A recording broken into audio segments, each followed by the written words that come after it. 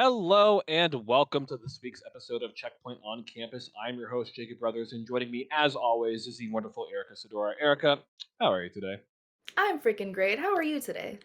I'm doing fantastic because I have Matthew Stafford in the Super Bowl, and I've been playing Pokemon Arceus. But that's neither here nor there. You're here for a week of Checkpoint on Campus. Coming up in the queue, we are having an interview with SONIX. We are going to be talking about Savvy Gaming Group buying ESL and FACEIT for 1.5 billion. We'll be giving you your preview review, and at the very end, we're going to dive into kind of a super PogChamp play with Erica. All that coming up in this week's episode of Checkpoint on Campus. Don't you go anywhere. Let's go! Let's energize your future with experiences that empower possibility. Let's go beyond traditional thinking and discover your purpose at Oakland University. Learn more at oakland.edu/support. Welcome to Checkpoint on Campus. Jacob Brothers is here. Vanessa Alves Johnson is over there. And joining us is a very special guest. We are joined by Carlos Perez, otherwise known as SONIX. Thank you so much for coming on. My pleasure, guys. Thank you so much for Yeah, having me. absolutely. So you have had a pretty successful professional Smash career, and most recently you have been scouted by Bay State to play for them in this upcoming semester. And so, kind of my main question for that, when I first heard that news, is I know that you live in the Dominican Republic, so Yeah. and Bay State is not there. So my question to you is: are you going to be staying in the Dominican Republic, or are you going to be going to Bay State? Uh, that is a great question. So the real reason why I'm staying in the DR right now in Dominican Republic is I didn't have enough time to get my student visa and apply for it.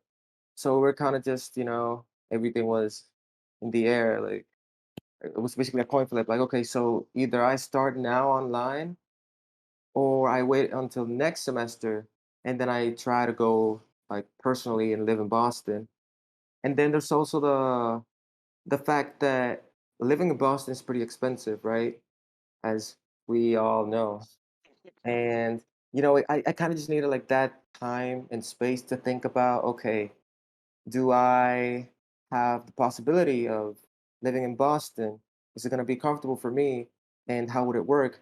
Like while I was, while I would figure everything out, I decided, you know what? I'm going to take this semester online.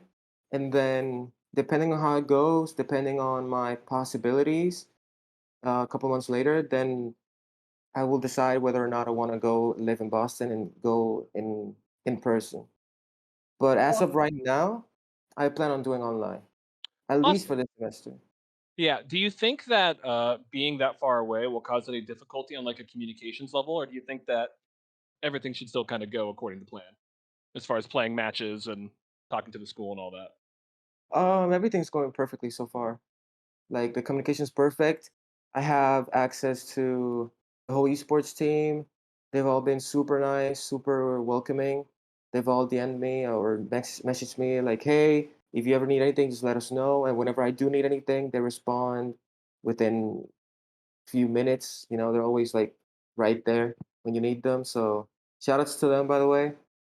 And yeah, I don't think there's been any communication issues so far. Everything's great. Sweet. For the next question, I'm going to throw it over to Vanessa. Yeah, so what was it that really made you want to join Collegiate Smash as someone who is more of a pro and kind of plays more in tournaments? And then how did the opportunity with Bay State specifically come up for you? Okay, so that's a really good question. Uh, I always enjoyed playing in teams since I was young because I would play soccer or and among other sports. So, playing in teams is not a foreign experience to me, and I've always liked it. And there was this one day I was just playing Smash. I was probably traveling, I'm pretty sure. And I checked my phone and I checked my DMs on Twitter. And I see that someone DM'd me. It's his name's Aaron, that's the esport director, by the way. He DM'd me asking me if I was interested in joining Bay State. And at first, I thought it was a scam, right? Because I clicked on his account and he only had like 50 followers. And I was like, no, no way, man. Like, because I looked up Bay State College, and I saw it was like a very, prestigious school, very, very expensive and everything. And I thought, no, this has to be some sort of joke. Like, it's a scam. I'm not falling for it. So I ignored that DM actually. I actually ghosted him because I had no idea, especially since he mentioned he knew somebody. He was like, I know this person. I'm like, I don't even know who that is. So yeah, it was all so fishy to me. And then, so what he did was he decided to directly contact Bandits. And from there on, they reached out to me directly and they told me, hey, we got this message. This university's trying to recruit you for their esports team. They're offering you a scholarship. They gave me the full details of the scholarship and everything. And that's when I was interested. I was like, oh, interesting. I like this. I like this. So I kept in contact with Aaron. I talked to him. He guided me through the whole application process, and he would help me if I needed anything. And yeah, I signed up being part of Bay State College, and I'm glad he actually ended up reaching out to Band-Aids because otherwise I would have ghosted the DM. I would have not responded to that message. It's smart that he specifically reached out to Bandit, so then you at that point, now you know it's like, "Okay, this is legit," because I feel like Yeah, on Twitter, like, there is a lot of stuff about gaming, so you never really know, like, what's legit and what's a scam. So, we are happy for that. In terms of, like, the competition in the collegiate scene, do you expect that it's gonna be a little bit more, like, on par with the pros, or do you think it's gonna be a little bit easier? Like, what do you think so far? the competition for collegiate esports, I think, is gonna be a little bit easier. Specifically because MKLeo's not in it. He's the best player in the world.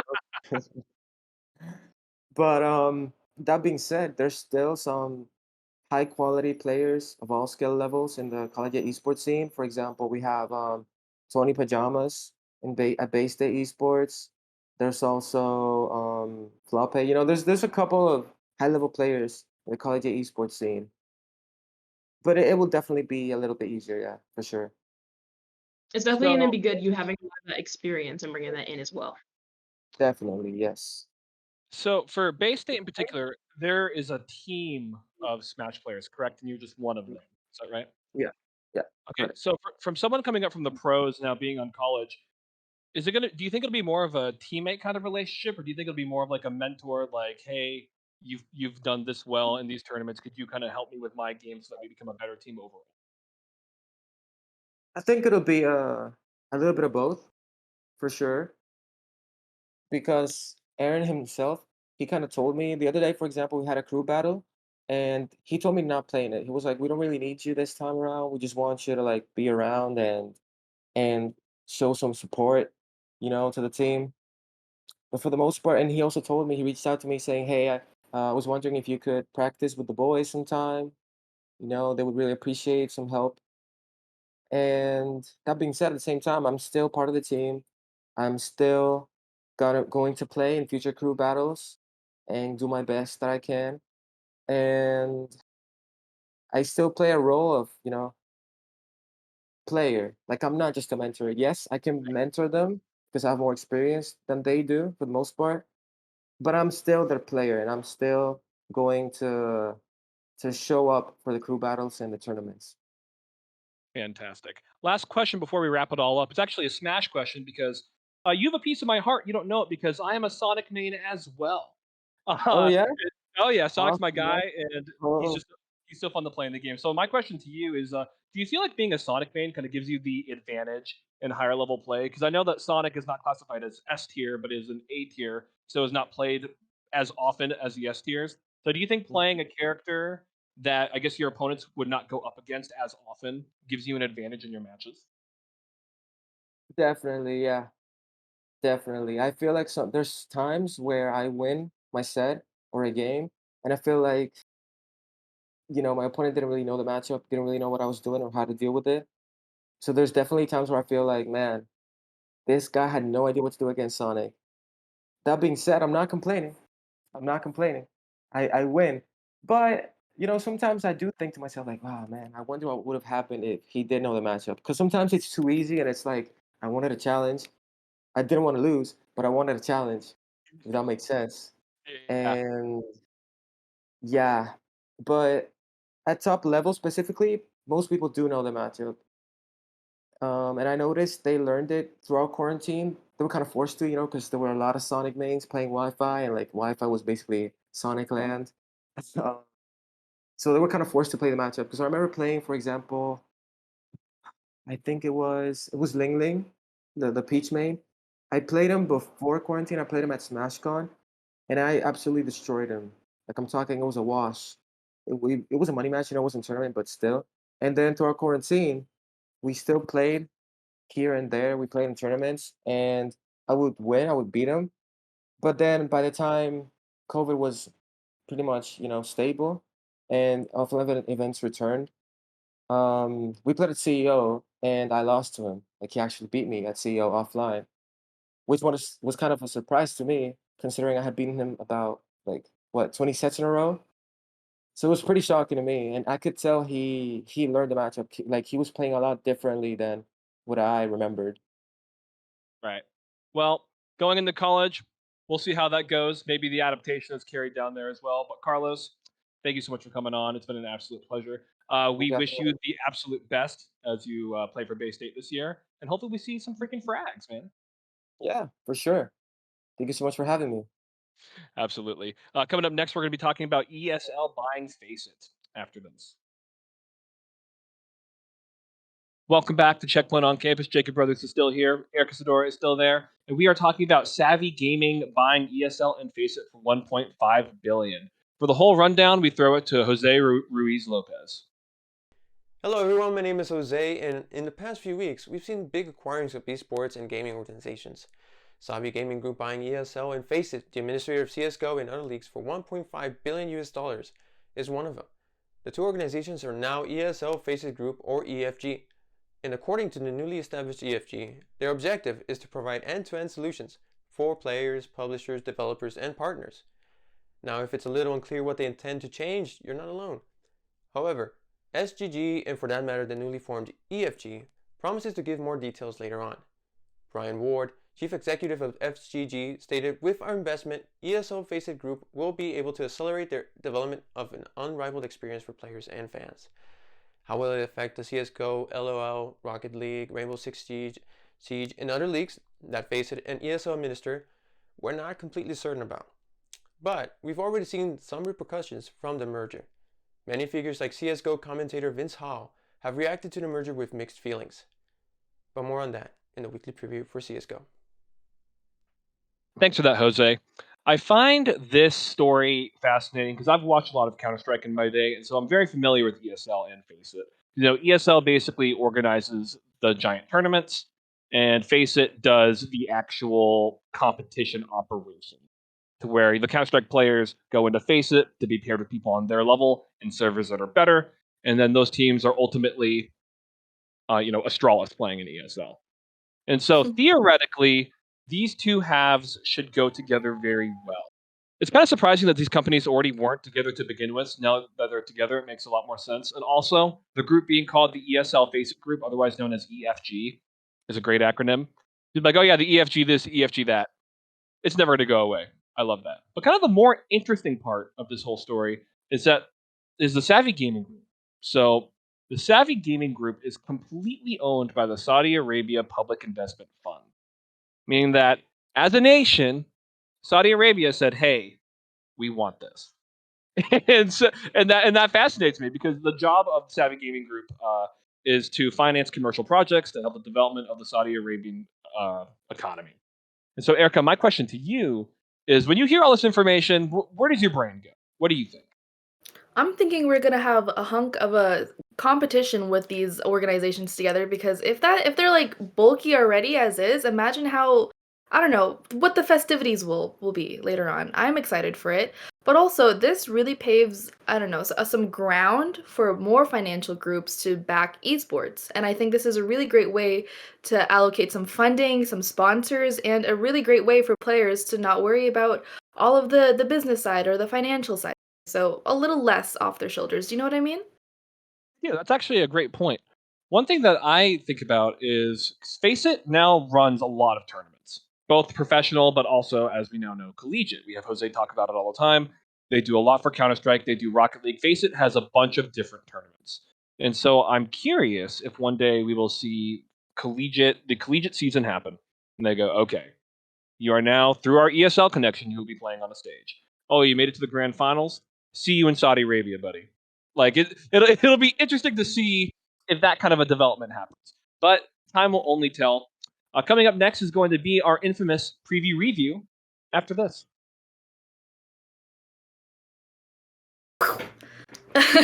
Welcome to our preview.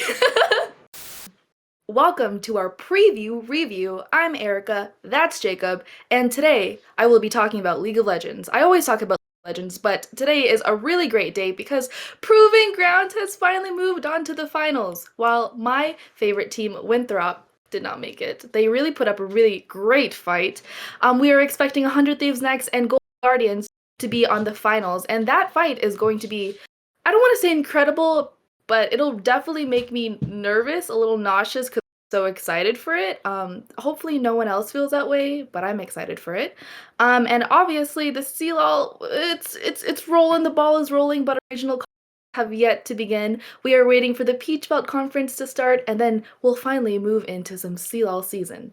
For the rest of the esports realm, I'm going to pass it off to our beloved interns. Hello everyone, my name is Jose and I'm bringing you the latest in CSGO news.